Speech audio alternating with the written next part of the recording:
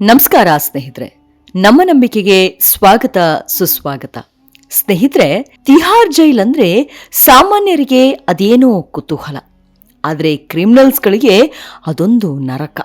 ಇದು ದೇಶದ ಅತಿ ದೊಡ್ಡ ಜೈಲು ಮಾತ್ರವಲ್ಲದೆ ಆಗ್ನೇಯ ಏಷ್ಯಾದಲ್ಲೇ ಇಂಥ ಜೈಲು ಕಾಣಸಿಗೋದಿಲ್ಲ. ಇಲ್ಲಿ ದೇಶದ ಅತ್ಯಂತ ಅಪಾಯಕಾರಿ ಕೈದಿಗಳನ್ನ ಇರಿಸಲಾಗಿದೆ ಎಂದು ಹೇಳ್ತಾರೆ. ಆ ಕೈದಿಗಳ ಹಿನ್ನೆಲೆ ಕೇಳಿದ್ರಂತೂ ಇವರು ಮನುಷ್ಯ ಅಥವಾ ರಾಕ್ಷಸರ ಅನ್ನೋದು ತಿಳಿಯಲ್ಲ. ಇಲ್ಲಿ ಭಯೋತ್ಪಾದಕರು, ಭೂಗತ ಪಾತಕಿಗಳು ಹಾಗೆ ಅನೇಕ ಕುಖ್ಯಾತ ದರೋಡೆಕೋರರು ಇದ್ದಾರೆ. ಈಗ ಈ ಜೈಲು ಅನೇಕ ಅಪಾಯಕಾರಿ ಕೈದಿಗಳಿಗೆ ನೆಲೆಯಾಗಿರುವುದರಿಂದ ಅದರ ಭದ್ರತೆಯು ಅಷ್ಟೇ ಕಟ್ಟುನಿಟ್ಟಾಗಿರಬೇಕು.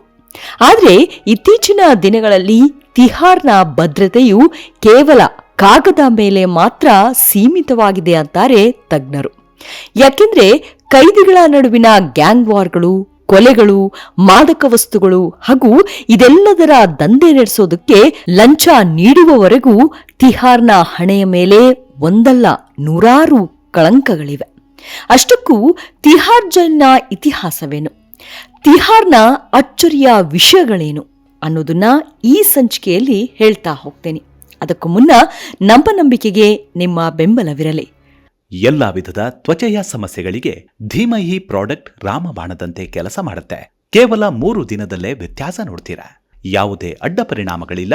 ಕೆಮಿಕಲ್ ರಹಿತವಾದ 16 ನೈಸರ್ಗಿಕ ಪದಾರ್ಥಗಳ ಮಿಶ್ರಣದಿಂದ ತಯಾರಾದ 100% ಆರ್ಗ್ಯಾನಿಕ್ ಧೀಮಹಿ ಪ್ರಾಡಕ್ಟ್. ಹೆಚ್ಚಿನ ಮಾಹಿತಿಗಾಗಿ ಕೆಳಕಂಡ ದೂರವಾಣಿಗೆ ಸಂಪರ್ಕಿಸಿ. ಸ್ನೇಹಿತರೆ, ತಿಹಾರ್ ಈ ಪದವನ್ನ ಕೇಳಿದಾಗ ನಮ್ಮೆಲ್ಲರಿಗೂ ಒಂದು ಚಿತ್ರಣ ಮೂಡುತ್ತೆ. ಆ ಜೈಲು ನಿಗೂಢವಾಗಿರಬಹುದು. ಸಿನಿಮಾಗಳಲ್ಲಿ ತೋರಿಸಿದಂತೆ 50 ಅಡಿ ಎತ್ತರದ ಗೋಡೆಗಳು, ಮುಳ್ಳು ತಂತಿಗಳಿಂದ ಭದ್ರವಾಗಿ ಎಲ್ಲೆಡೆ ಪೊಲೀಸರಿಂದ ಸುತ್ತುವರೆದಂತೆ ಆ ಚಿತ್ರಗಳು ನಮ್ಮ ಮನಸ್ಸಿನ ಕಲ್ಪನೆಗೆ ಬಂದುಬಿಡುತ್ತೆ. ಎಂಥದ್ದೇ ಕ್ರಿಮಿನಲ್ ಹಿನ್ನೆಲೆ ಇರುವವರು ಕೂಡ ಇಲ್ಲಿಗೆ ಹೋಗೋಕೆ ಹೆದರ್ತಾರೆ. ಒಮ್ಮೆ ಇಲ್ಲಿಗೆ ಎಂಟ್ರಿ ಆದ ಅಂದ್ರೆ ಇಡೀ ದೇಶಕ್ಕೆ ಆತನ ಬಗ್ಗೆ ತಿಳಿಯುತ್ತೆ. ಒಂದು ಸಣ್ಣ ಕತ್ತಲ ಕೋಣೆ, ತೆರೆದ ಶೌಚಾಲಯ, ಸಿಮೆಂಟ್ ಮಂಚ, ಕಲ್ಲಿನ ದಿಂಬು ಅಲ್ಲಿನ ಆರೋಪಿಗಳನ್ನ ಭವ್ಯವಾಗಿ ಸ್ವಾಗತಿಸುತ್ತವೆ. ಕರೆಂಟ್ ಕೂಡ ಇರೋದಿಲ್ಲ. ಇಲ್ಲಿಗೆ ಬಂದವರು ಕುಖ್ಯಾತರು ಅನ್ನೋದನ್ನ ಒಪ್ಪಿಕೊಳ್ಳಲೇಬೇಕು. ಆದರೆ ನಿಜಕ್ಕೂ ತಿಹಾರ್ ಜೈಲು ಹೀಗಿದೆಯೇ? ಜೈಲಿನ ಭದ್ರತೆ, ಅಲ್ಲಿನ ನಿರ್ಬಂಧಗಳು, ಅಲ್ಲಿನ ಕಟ್ಟುನಿಟ್ಟು ನಿಯಮಗಳು ಮತ್ತು ನಿಬಂಧನೆಗಳು ಏನು? ಹಕ್ಕಿ ಕೂಡ ಅಲ್ಲಿ ಹಾರಲು ಸಾಧ್ಯವಿಲ್ಲ ಎಂಬ ಮಾತು ನಿಜವಾಗಿಯೂ ತಿಹಾರ್ಗೆ ಹೋಲಿಕೆ ಆಗುತ್ತಾ? ವಿಐಪಿಗಳಿಗೆ, ವಿವಿಐಪಿಗಳಿಗೆ, ಪ್ರಭಾವಿಗಳಿಗೆ ಈ ಜೈಲಲ್ಲಿ ರಾಜಮರ್ಯಾದೆ ಸಿಗುತ್ತಾ? ಹಣವಿದ್ದರೆ ಐಷಾರಾಮಿ ಜೀವನ ನಡೆಸಬಹುದಾ? ಈ ಜೈಲಿನ ನಿಗೂಢತೆ ಹಾಗೂ ಭಯಾನಕತೆಯನ್ನ ವಿವರಿಸಿದ ಕಾದಂಬರಿಗಳು, ಲೇಖನಿಗಳು ಹೇಳೋದೇನು ಅನ್ನೋದನ್ನ ಗಮನಿಸಿದ್ರೆ ಯಾವುದು ಸತ್ಯ, ಯಾವುದು ಮಿಥ್ಯ ಅನ್ನೋದನ್ನ ಪರಿಗಣಿಸೋದು ಅಸಾಧ್ಯ. ತಜ್ಞರು ಹೇಳುವಂತೆ ತಿಹಾರ್ ಜೈಲು ಪ್ರತಿದಿನವೂ ಸುಮಾರು 18,000 ಕೈದಿಗಳನ್ನ ನಿರ್ವಹಿಸುತ್ತೆ. ಅಲ್ಲಿ 30ಕ್ಕೂ ಹೆಚ್ಚು ಗ್ಯಾಂಗ್ಗಳು ತಮ್ಮ ಪ್ರಾಬಲ್ಯಕ್ಕಾಗಿ ಗುಂಪು ಗುಂಪಾಗಿ ಹಂಚಿ ಹೋಗಿವೆ. ಅಲ್ಲದೆ ಈ ಒಂದು ದಬ್ಬಾಳಿಕೆಯಲ್ಲಿ ಅಲ್ಲಿನ ಅಧಿಕಾರಿ ವರ್ಗ ಭ್ರಷ್ಟಾಚಾರಕ್ಕೆ ಇಳಿಯುತ್ತಿದ್ದಾರೆ. ಮೊದಲಿದ್ದ ಗತ್ತು, ಭಯ ಇಂದು ಗಾಂಧಿ ನೋಟಿನ ಪ್ರಭಾವಕ್ಕೆ ಸಿಲುಕಿ ಮಂಕಾಗ್ತಿದೆ. ಇಂದು ತಿಹಾರ್ ಜೈಲನ್ನ ತಮಾಷೆಗೆ ಹೇಳುವಂತಾಗಿದೆ. ವರ್ಷದಿಂದ ವರ್ಷಕ್ಕೆ ತಿಹಾರ್ ಜೈಲ್ನ ಬಿಗಿ ಕೋಣೆಗಳಲ್ಲಿ ಗ್ಯಾಂಗ್ ವಾರ್ಗಳು ಮತ್ತು ಹತ್ಯೆಗಳಂತಹ ಪ್ರಮಾದಗಳು ನಡೀತಾ ಇರೋದು ಗುಟ್ಟಾಗೇನೋ ಉಳಿದಿಲ್ಲ.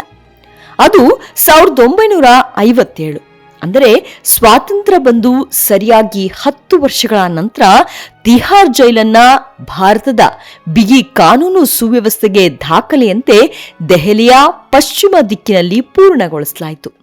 ಅದರ ನಿರ್ಮಾಣದ ನಂತರ 9 ವರ್ಷಗಳ ಕಾಲ ಪಂಜಾಬ್ ಈ ಜೈಲನ್ನ ನಡೆಸುವ ಜವಾಬ್ದಾರಿಯನ್ನ ಹೊಂದಿತ್ತು. ನಂತರ ಅದರ ನಿಯಂತ್ರಣವನ್ನ ಸೆಂಟ್ರಲ್ಗೆ ವರ್ಗಾಯಿಸಲಾಯಿತು. 1984ರ ಹೊತ್ತಿಗೆ ಜೈಲು ಗಮನಿಸುವಂತಹ ವಿಸ್ತರಣೆಗೆ ಒಳಗಾಯಿತು. ಇಡೀ ಸಂಕೀರ್ಣವನ್ನ ತಿಹಾರ್ ಜೈಲೆಂದು ಮರುನಾಮಕರಣ ಮಾಡಲಾಯಿತು. ಮೂಲತಃ ಈ ಜೈಲನ್ನು ಚಾಣಕ್ಯಪುರಿಯಿಂದ ಸುಮಾರು 7 ಕಿಲೋಮೀಟರ್ ದೂರದಲ್ಲಿರುವ ದೆಹಲಿಯ ತಿಹಾರ್ ಗ್ರಾಮದ ಬಳಿ ನಿರ್ಮಿಸಲಾಯಿತು. ಹಾಗಾಗಿ ತಿಹಾರ್ ಎಂಬ ಹೆಸರು ವಿಶ್ವವಿಖ್ಯಾತಿ ಪಡೆದುಕೊಳ್ತು. ಸುಮಾರು 400 ಎಕರೆಗಳಷ್ಟು ವಿಸ್ತೀರ್ಣವಾಗಿರುವ ಈ ಜೈಲು ದೇಶದ ಮೊದಲ ಮಹಿಳಾ IPS ಅಧಿಕಾರಿಯಾದ ಕಿರಣ್ ಬೇಡಿ ಅವರು ಕಾರಾಗೃಹಗಳ ಇನ್ಸ್ಪೆಕ್ಟರ್ ಜನರಲ್ ಆಗಿ ಅಧಿಕಾರ ವಹಿಸಿಕೊಂಡಾಗ ಜಾಗತಿಕವಾಗಿ ಅತಿ ಹೆಚ್ಚು ಗಮನ ಸೆಳೆಯಿತು. ತಿಹಾರ್ ಜೈಲಿನಿಂದ ತಿಹಾರ್ ಆಶ್ರಮ ಎಂದು ಬದಲಾಯಿಸಿದರು. ಅಪರಾಧಿಗಳನ್ನು ಅಪರಾಧದ ಭೂಗತ ಜಗತ್ತಿನಿಂದ ದೂರವಿಡಲು ಹಲವಾರು ಕಲ್ಯಾಣ ಕಾರ್ಯಕ್ರಮಗಳನ್ನ ಮತ್ತು ವಿಪಸ್ಸನಾ ಧ್ಯಾನವನ್ನ ಪ್ರಾರಂಭಿಸಿದ್ರು. ಈ ಯೋಜನೆಗಳಿಂದಾಗಿಯೇ 2014ರಲ್ಲಿ ಈ ಜೈಲಿನ 66 ಕೈದಿಗಳು ಉತ್ತಮ ನಡವಳಿಕೆಯ ಆಧಾರದ ಮೇಲೆ ದೇಶದ ಹಲವಾರು ಪ್ರಸಿದ್ಧ ಕಂಪನಿಗಳಲ್ಲಿ ನೇರವಾಗಿ ಉದ್ಯೋಗಾವಕಾಶವನ್ನ ಪಡೆದರು. ಒಬ್ಬ ಖೈದಿ ಜೈಲಿನಲ್ಲಿದ್ದಾಗಲೇ UPSC ಪರೀಕ್ಷೆಯಲ್ಲಿ ಉತ್ತೀರ್ಣನಾಗಿ ಹೊಸ ಜೀವನಕ್ಕೆ ಮುನ್ನುಡಿ ಬರೆದ. ಆದರೆ ದಿನ ಕಳೆದಂತೆ ತಿಹಾರ್ನ ಖ್ಯಾತಿ ಮತ್ತೊಮ್ಮೆ ಅದೇ ಕರಾಳ ಜಗತ್ತಿನತ್ತ ಸಾಗುತ್ತಿದೆ. ಪ್ರಸ್ತುತ ತಿಹಾರ್ ಜೈಲ್ನ ಸಂಕೀರ್ಣವು ಒಟ್ಟು 9 ಸೆಂಟ್ರಲ್ ಜೈಲ್ಗಳನ್ನ ಹೊಂದಿದ್ದರೆ ರೋಹಿಣಿ ಮತ್ತು ಮಂಡೋಲಿಯಲ್ಲಿ 2 ಶಾಖೆಗಳನ್ನ ಹೊಂದಿದೆ. ರೋಹಿಣಿಯಲ್ಲಿ 1 ಸೆಂಟ್ರಲ್ ಜೈಲ್ ಇದ್ದರೆ ಮಂಡೋಲಿಯಲ್ಲಿ 6 ಇವೆ. ಇದರ ಹೊರತಾಗಿಯೂ ತಿಹಾರ್ ಜನದಟ್ಟಣೆಯ ಗಂಭೀರ ಸಮಸ್ಯೆಯನ್ನ ಎದುರಿಸುತ್ತಿದೆ. ಇದಲ್ಲದೆ ಜೈಲಿನ ಸಾಮರ್ಥ್ಯಕ್ಕಿಂತ ಸುಮಾರು 2 ಪಟ್ಟು ಹೆಚ್ಚು ಸ್ಥಳಾವಕಾಶ ಕಲ್ಪಿಸಬೇಕಾದ ಅನಿವಾರ್ಯತೆಯು ಇಡೀ ಪರಿಸ್ಥಿತಿಯನ್ನ ಅಸ್ತವ್ಯಸ್ತಗೊಳಿಸಿದೆ. 2019ರ ಹೊತ್ತಿಗೆ ತಿಹಾರ್ ಜೈಲು ಒಟ್ಟು 10,026 ಕೈದಿಗಳ ಸಾಮರ್ಥ್ಯವನ್ನ ಹೊಂದಿತ್ತು. ಆದರೆ ಜೈಲಿನಲ್ಲಿ ಪ್ರಸ್ತುತ 18,000 ಕೈದಿಗಳನ್ನ ಹೊಂದಿದೆ. ಪ್ರಸ್ತುತ ತಿಹಾರ್ ಮತ್ತು ಅದರ 2 ಶಾಖೆಗಳು ಅಪರಾಧ ಮತ್ತು ಅಪರಾಧಿಗಳ ತಾಣವಾಗಿ ಮಾರ್ಪಟ್ಟಿವೆ. ಅಲ್ಲಿ ಬಂಧಿಸಲ್ಪಟ್ಟಿರುವ ದರೋಡೆಕೋರರು ಜೈಲಿನೊಳಗಿಂದಲೇ ತಮ್ಮ ನೆಟ್ವರ್ಕ್ ಅನ್ನ ಹ್ಯಾಂಡಲ್ ಮಾಡ್ತಾರೆ. ಕೈಗಾರಿಕೋದ್ಯಮಿಗಳು ಜೈಲಿನಿಂದಲೇ ಹೆದರಿಸಿ ಬೆದರಿಸಿ ಹಣ ಸುಲಿಗೆ ಮಾಡ್ತಾರೆ. ಒಂದು ವೇಳೆ ಕೊಡ್ಲಿಲ್ಲ ಅಂದ್ರೆ ಬಾಡಿಗೆ ಹಂತಕರಿಗೆ ಸುಪಾರಿ ನೀಡಿ ಹತ್ಯೆ ಮಾಡಿಸ್ತಾರೆ. ಅಂಥ ಪ್ರಮುಖ ಗ್ಯಾಂಗ್ಗಳ ಪೈಕಿ ಹೆಚ್ಚು ಕೇಳಿಬರುವ ಹೆಸರಂದ್ರೆ ಭೂಗತ ಪಾತಕಿ ಛೋಟಾ ರಾಜನ್, ಭಯೋತ್ಪಾದಕ ಯಾಸಿನ್ ಮಲಿಕ್, ಹಾಗೆ ಇನ್ನು ಅನೇಕರ ಹೆಸರು ತಳುಕು ಹಾಕಿಕೊಂಡಿದೆ. ಅದರಲ್ಲೂ ಒಂದೇ ಜಾಗದಲ್ಲಿ ಇಂಥ ಕ್ರಿಮಿನಲ್ಗಳನ್ನ ಒಟ್ಟಿಗೆ ಕೂಡಿ ಹಾಕಿ ನಿಭಾಯಿಸೋದು ನಿಜಕ್ಕೂ ಹರಸಾಹಸವೇ ಸರಿ. ವಿಶೇಷವಾಗಿ ಅಲ್ಲಿರುವವರಲ್ಲಿ ಹೆಚ್ಚಿನವರು ಬದ್ಧ ವೈರಿಗಳಾಗಿದ್ದು ಸಣ್ಣದೊಂದು ಅವಕಾಶ ಸಿಕ್ಕಿದ್ರೆ ತಲೆಗಳೇ ಉರುಳಿ ಬಿಡುತ್ತವೆ. ಈ ಸವಾಲನ್ನ ಎದುರಿಸಲು ತಿಹಾರ್ ಜೈಲು 24/7 ಕಟ್ಟುನಿಟ್ಟಿನ ಭದ್ರತಾ ಕಣ್ಗಾವಲಿನಲ್ಲಿರುತ್ತೆ. ಪ್ರತಿ ಮೂಲೆಯಲ್ಲಿ ಸುಮಾರು 8,000 CCTV ಕ್ಯಾಮೆರಾಗಳು, ಜಾಮರ್ಗಳು, ಅಲಾರಾಂಗಳು ಮತ್ತು ಹೆಚ್ಚಿನ ಭದ್ರತಾ ಕೋಶಗಳನ್ನು ಸ್ಥಾಪಿಸಲಾಗಿದೆ. ಇಲ್ಲಿ ವರ್ಷದಿಂದ ವರ್ಷಕ್ಕೆ ನಡೆಯುವ ಗ್ಯಾಂಗ್ ವಾರ್ಗಳು, ಕೊಲೆಗಳು, ತಪ್ಪಿಸಿಕೊಳ್ಳೋ ಪ್ರಯತ್ನಗಳು, ಮಾದಕ ದ್ರವ್ಯ ಸರಬರಾಜು, ಭ್ರಷ್ಟಾಚಾರಗಳೇ ಅಲ್ಲಿನ ಕ್ರಿಮಿನಲ್ಗಳ ಹಿಡಿತಕ್ಕೆ ಸಾಕ್ಷಿಯಾಗಿ ನಿಲ್ಲುತ್ತೆ. ಅಲ್ಲದೆ ಆಗಾಗ್ಗೆ ಕೊಲೆಗಳು ನಡೆಯುತ್ತಲೇ ಇರುತ್ತವೆ. ವಾಸ್ತವವಾಗಿ ತಿಹಾರ್ ಜೈಲಿನಲ್ಲಿ ದೆಹಲಿ NCR ಸೇರಿದಂತೆ ಉತ್ತರ ಭಾರತದ ವಿವಿಧ ಗ್ಯಾಂಗ್ಗಳು ಒಟ್ಟಾಗಿ ಕ್ರಿಮಿನಲ್ ಸಿಂಡಿಕೇಟ್ನಂತೆ ಕೆಲಸ ಮಾಡುತ್ತವೆ. ಈ ಗ್ಯಾಂಗ್ಗಳು ತಮ್ಮ ಅನುಕೂಲಕ್ಕಾಗಿ ಪರಸ್ಪರ ದ್ವೇಷವನ್ನು ಕಾಯ್ದುಕೊಳ್ಳುತ್ತವೆ. ದೆಹಲಿ ಪೊಲೀಸ್ ದಾಖಲೆಗಳ ಪ್ರಕಾರ ಒಂದು ಕಡೆ ಲಾರೆನ್ಸ್ ಬಿಷ್ಣೋಯ್ ಗ್ಯಾಂಗ್, ಕಲಾ ಜತೇರಿ ಗ್ಯಾಂಗ್, ಜಿತೇಂದ್ರ ಗೋಗಿ ಗ್ಯಾಂಗ್, ರಾಜಸ್ಥಾನದ ಆನಂದ್ ಪಾಲ್ ಗ್ಯಾಂಗ್ ಮತ್ತು ಸುಬ್ಬೆ ಗುರ್ಜರ್ ಗ್ಯಾಂಗ್ನ ಸಿಂಡಿಕೇಟ್ಗಳು ಇವೆ ಅಂತೆ. ಇನ್ನೊಂದು ಕಡೆ Devendra Bambiha gang, Neeraj Bawana gang, Tillu Tajpuriya gang, Sandeep Dhillon gang ಮತ್ತು ಹರಿಯಾಣದ ಕೌಶಲ್ ಜಾಟ್ ಗ್ಯಾಂಗ್ ಒಗ್ಗಟ್ಟಾಗಿವೆ. ಈ ಗ್ಯಾಂಗ್ಗಳು ಆಗಾಗ್ಗೆ ಪರಸ್ಪರ ಕಿತ್ತಾಡ್ಕೊಳ್ತವೆ, ಅಲ್ಲದೆ ಆಗಾಗ್ಗೆ ತಮ್ಮ ಶತ್ರುಗಳನ್ನ ಹತ್ಯೆ ಮಾಡಿಸುತ್ತವೆ. ಈ ಗ್ಯಾಂಗ್ ನಾಯಕರಲ್ಲಿ ಹೆಚ್ಚಿನವರು ಪ್ರಸ್ತುತ ಜೈಲಿನಲ್ಲಿದ್ದಾರೆ.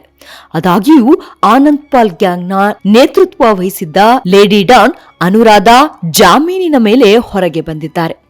ಗ್ಯಾಂಗ್ಸ್ಟರ್ ಕಲಾ ಜತೇರಿಯನ್ನ ವಿವಾಹವಾಗಿದ್ದಾರೆ. ಈ ಮಧ್ಯೆ ಗ್ಯಾಂಗ್ಸ್ಟರ್ ದೇವೇಂದ್ರ ಬಿಂಹಾ ಎನ್ಕೌಂಟರ್ನಲ್ಲಿ ಹತನಾದ.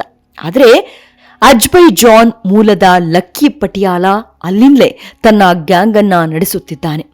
ಕುಖ್ಯಾತ ಕ್ರಿಮಿನಲ್ ಲಾರೆನ್ಸ್ ಬಿಷ್ಣೋಯ್ ಕೂಡ ಅದೇ ಜೈಲಿನಲ್ಲಿದ್ದಾನೆ. ಅಲ್ಲಿಂದಲೇ ತನ್ನ ನೆಟ್ವರ್ಕ್ ನಿಭಾಯಿಸ್ತಾ ಇದ್ದಾನೆ. ಅವರ ಗ್ಯಾಂಗ್ ಅನ್ನು ಕೆನಡಾ ಮೂಲದ ಗೋಲ್ಡಿ ಬ್ರಾರ್ ಮತ್ತು ಯುನೈಟೆಡ್ ಸ್ಟೇಟ್ಸ್ನ ಹೋದರ ಅನ್ಮೋಲ್ ಬಿಷ್ಣೋಯ್ ನಡೆಸುತ್ತಿರುವುದಾಗಿ ಈ ಹಿಂದೆ ಸುದ್ದಿಯಾಗಿತ್ತು. ಎಲ್ಲ ವಿಧದ ತ್ವಚೆಯ ಸಮಸ್ಯೆಗಳಿಗೆ ಧೀಮಹಿ ಪ್ರಾಡಕ್ಟ್ ರಾಮಬಾಣದಂತೆ ಕೆಲಸ ಮಾಡುತ್ತೆ. ಕೇವಲ 3 ದಿನದಲ್ಲೇ ವ್ಯತ್ಯಾಸ ನೋಡ್ತೀರಾ. ಯಾವುದೇ ಅಡ್ಡ ಪರಿಣಾಮಗಳಿಲ್ಲ. ಕೆಮಿಕಲ್ ರಹಿತವಾದ 16 ನೈಸರ್ಗಿಕ ಪದಾರ್ಥಗಳ ಮಿಶ್ರಣದಿಂದ ತಯಾರಾದ 100% ಆರ್ಗ್ಯಾನಿಕ್ ಧೀಮಹಿ ಪ್ರಾಡಕ್ಟ್. ಹೆಚ್ಚಿನ ಮಾಹಿತಿಗಾಗಿ ಕೆಳಕಂಡ ದೂರವಾಣಿಗೆ ಸಂಪರ್ಕಿಸಿ. ಕೆಲವು ತಿಂಗಳ ಹಿಂದೆ ರಾಷ್ಟ್ರೀಯ ತನಿಖಾ ಸಂಸ್ಥೆ ಲಾರೆನ್ಸ್ ಬಿಷ್ಣೋಯ್ ಮತ್ತು ನೀರಜ್ ಭವಾನಾ ಸೇರಿದಂತೆ 10 ದರೋಡೆಕೋರರ ಬಗ್ಗೆ ಒಂದು ದಾಖಲೆಯನ್ನ ಸಂಗ್ರಹಿಸಿತ್ತು. ಈ ಗ್ಯಾಂಗ್ಗಳು ಸಾರ್ವಜನಿಕರಿಗೆ ಭಯೋತ್ಪಾದಕರಾಗಿ ಪರಿಣಮಿಸಿವೆ. ಪಾಕಿಸ್ತಾನಿ ಗುಪ್ತಚರ ಸಂಸ್ಥೆ ಮತ್ತು ಭಯೋತ್ಪಾದಕ ಸಂಘಟನೆಗಳು ಸೇರಿದಂತೆ ದೇಶದ ಶತ್ರುಗಳೊಂದಿಗೆ ಒಪ್ಪಂದ ಮಾಡಿಕೊಳ್ಳಲು ಪ್ರಾರಂಭಿಸಿವೆ ಎಂದು ಉಲ್ಲೇಖಿಸಿ ಎನ್ಐಎ ಅವರ ವಿರುದ್ಧ ಪ್ರಕರಣಗಳನ್ನು ದಾಖಲಿಸಿದೆ. ಇದರ ನಂತರವೇ ಕಟ್ಟುನಿಟ್ಟಿನ ಕ್ರಮ ಕೈಗೊಳ್ಳಲಾಗಿದೆ. ಇಂಥ ಭೂಗತ ಜೈಲಿನಲ್ಲಿ ಎಲ್ಲ ಉತ್ಪನ್ನಗಳನ್ನು ಖೈದಿಗಳೇ ತಯಾರಿಸುತ್ತಾರೆ. ಜೈಲಿನ ಕಾರ್ಖಾನೆಯಲ್ಲಿ ತಯಾರಾಗುವ ಎಲ್ಲಾ ಉತ್ಪನ್ನಗಳನ್ನು ಸಂಪೂರ್ಣವಾಗಿ ಖೈದಿಗಳೇ ತಯಾರಿಸುತ್ತಾರೆ. ಈ ತಿಹಾರ್ ಜೈಲು ಕಾರ್ಖಾನೆಯು ಕೇಂದ್ರ ಕಾರಾಗೃಹದ 2ನೇ ಕಾರ್ಖಾನೆಯಲ್ಲಿದೆ. ಒಟ್ಟು 6 ಘಟಕಗಳು ಇಲ್ಲಿ ಕಾರ್ಯನಿರ್ವಹಿಸುತ್ತವೆ. ಮೊದಲ ಘಟಕವು ಬಟ್ಟೆಯನ್ನ ಉತ್ಪಾದಿಸುತ್ತಾರೆ. ನಂತರ ಈ ಬಟ್ಟೆಯನ್ನ ಟೈಲರಿಂಗ್ ಘಟಕದಲ್ಲಿ ಬಳಸಲಾಗುತ್ತದೆ. ಅಲ್ಲಿ ಉಡುಪುಗಳು ಸಿದ್ಧವಾಗುತ್ತವೆ. ನೇಯ್ಗೆ ಮತ್ತು ಟೈಲರಿಂಗ್ ವಿಭಾಗವು ಕುರ್ತಾಗಳು, ಪೈಜಾಮಗಳು ಮತ್ತು ಶರ್ಟ್ಗಳು ಸೇರಿದಂತೆ ವಿವಿಧ ರೀತಿಯ ಉಡುಪುಗಳನ್ನು ಖೈದಿಗಳಿಂದ ಉತ್ಪಾದಿಸುತ್ತದೆ. ಈ ಉಡುಪುಗಳಲ್ಲಿ ಹೆಚ್ಚಿನವು ಜೈಲಿನಲ್ಲಿ ಬಳಕೆಗಾಗಿ ತಯಾರಿಸಲ್ಪಟ್ಟರೆ ಕೆಲವನ್ನ ಮುಕ್ತ ಮಾರುಕಟ್ಟೆಗೆ ರಫ್ತು ಮಾಡಲಾಗುತ್ತದೆ. ವಿವಿಧ ರೀತಿಯ ಉಡುಪುಗಳನ್ನು ಖೈದಿಗಳಿಂದ ಉತ್ಪಾದಿಸುತ್ತದೆ. ಈ ಉಡುಪುಗಳಲ್ಲಿ ಹೆಚ್ಚಿನವು ಜೈಲಿನಲ್ಲಿ ಬಳಕೆಗಾಗಿ ತಯಾರಿಸಲ್ಪಟ್ಟರೆ ಕೆಲವನ್ನ ಮುಕ್ತ ಮಾರುಕಟ್ಟೆಗೆ ರಫ್ತು ಮಾಡಲಾಗುತ್ತದೆ. ಖೈದಿಗಳ ಕಠಿಣ ಪರಿಶ್ರಮ ಮತ್ತು ಕಲಿಕೆಯು ಪ್ರತಿಯೊಂದು ಉಡುಪಿನಲ್ಲಿಯೂ ಸ್ಪಷ್ಟವಾಗಿ ಕಂಡುಬರುತ್ತದೆ. ಜೈಲು ಶಿಕ್ಷೆ ಅನುಭವಿಸುತ್ತಿರುವ ಸನ್ನಡತೆಗೆ ಬೆಂಬಲಿಸುವ ಖೈದಿಗಳಿಗೆ ಮಾತ್ರ ಕಾರ್ಖಾನೆಯಲ್ಲಿ ಕೆಲಸ ನೀಡಲಾಗುತ್ತೆ. ಜೈಲಿನ ಕಾರ್ಖಾನೆಯಲ್ಲಿ ಕೆಲಸ ಮಾಡುವ ಖೈದಿಗಳಿಗೆ ಅವರ ಕೆಲಸಕ್ಕೆ ಅನುಗುಣವಾಗಿ ವೇತನ ನೀಡಲಾಗುತ್ತದೆ. ತಿಂಗಳ ಕೊನೆಯಲ್ಲಿ ಅವರ ಕೆಲಸಕ್ಕೆ ಅನುಗುಣವಾಗಿ ಅವರ ಖಾತೆಗಳಿಗೆ ಹಣವನ್ನು ನೇರವಾಗಿ ಜಮಾ ಮಾಡಲಾಗುತ್ತದೆ. ಇದಲ್ಲದೆ ಖೈದಿಗಳಿಗೆ ದಿನಕ್ಕೆ 8 ಗಂಟೆಗಳ ಕಾಲ ಕೆಲಸ ನೀಡಲಾಗುತ್ತೆ. ಅಲ್ಲದೆ ಭಾನುವಾರ ಮತ್ತು ಸರ್ಕಾರಿ ರಜಾ ದಿನಗಳನ್ನು ಹೊರತುಪಡಿಸಿ ಎಲ್ಲಾ ದಿನಗಳಲ್ಲಿಯೂ ಕಾರ್ಯನಿರ್ವಹಿಸುತ್ತದೆ. ಜೈಲಿನಲ್ಲಿ ವಿದ್ಯಾವಂತ ಖೈದಿಗಳಿಗೆ ಅವರ ಕಲಿಕಾ ಸಾಮರ್ಥ್ಯಕ್ಕೆ ಅನುಗುಣವಾಗಿ ತರಬೇತಿ ನೀಡಲಾಗುತ್ತದೆ. ಜೈಲಿನ ಕಾರ್ಖಾನೆಯು ಬೋಧಕರು, ಸಹಾಯಕರು ಮತ್ತು ಮೇಲ್ವಿಚಾರಕರನ್ನು ಹೊಂದಿದ್ದು ಅವರು ಖೈದಿಗಳಿಗೆ ತರಬೇತಿ ನೀಡುತ್ತಾರೆ. ಇಂತಹ ಜೈಲು ಇಂದು ಹೇಗಿದೆ, ಒಳಗೆ ಏನಾಗ್ತಿದೆ ಅನ್ನೋದು ಹೊರಗಿನ ಪ್ರಪಂಚಕ್ಕೆ ತಿಳಿದಿರುವುದು ಸಾಸಿವೆಯಷ್ಟು ಮಾತ್ರ. ಇವಿಷ್ಟು ತಿಹಾರ್ ಜೈಲಿನ ಕುರಿತಾದ ಸಣ್ಣದಾದ ಮಾಹಿತಿ. ಮುಂದಿನ ಸಂಚಿಕೆಯಲ್ಲಿ ಸಿಗೋಣ. ನಮಸ್ಕಾರ.